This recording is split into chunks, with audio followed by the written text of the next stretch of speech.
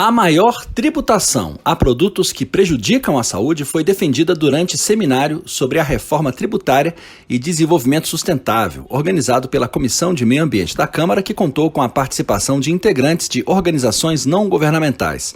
O debate ocorreu no contexto da Agenda 2030, um plano de ação global assinado por 193 países e que reúne 17 objetivos de desenvolvimento sustentável e 169 metas, criados para erradicar até 2030 a pobreza sem comprometer a qualidade de vida das próximas gerações.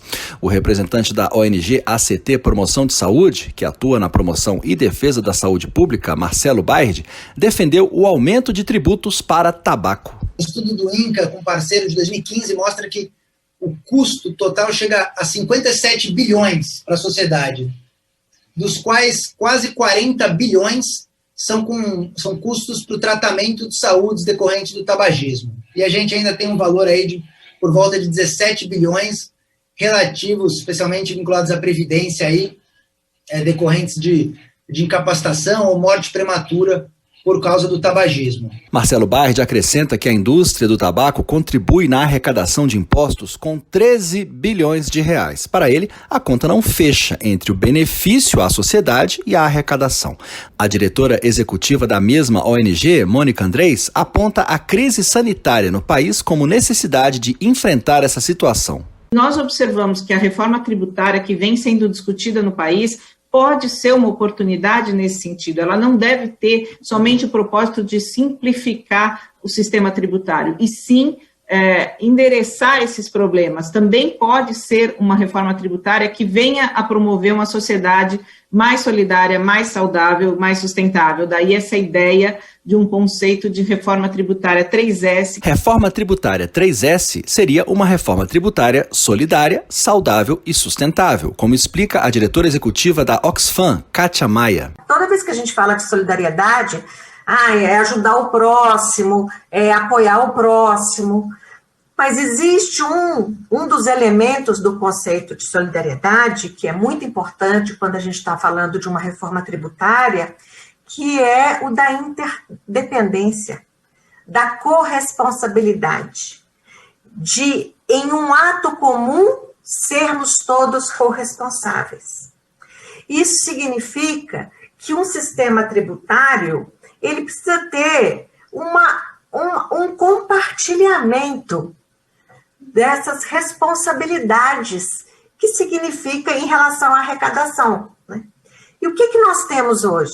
Nós temos um sistema tributário que ele é zero solidário. Para o representante do Grupo de Trabalho Agenda 2030, Cláudio Fernandes, um sistema tributário moderno e progressivo precisa tirar o foco de impostos sobre consumo e trabalho para tributar mais a renda, a riqueza e as operações financeiras. O ICMS é o principal imposto de sustentação para os estados. No Brasil, segundo dados da Receita Federal, os impostos sobre folha de salários e bens e serviços respondem por 59% da arrecadação total. Em dados de 2020, o imposto de renda de pessoa física correspondeu a somente 2,9% da receita total, e os tributos sobre a renda de capital corresponderam a 3,2% da arrecadação. O IOF foi responsável por apenas 1,5% das receitas federais. Ou seja, no Brasil, o sistema tributário é extremamente regressivo e antiquado.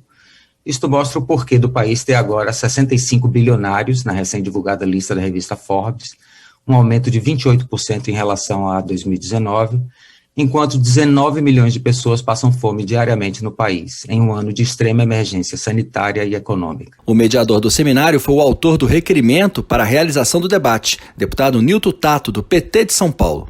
Mais do que oportuno realizar esse debate na Comissão de Meio Ambiente, na Câmara Federal.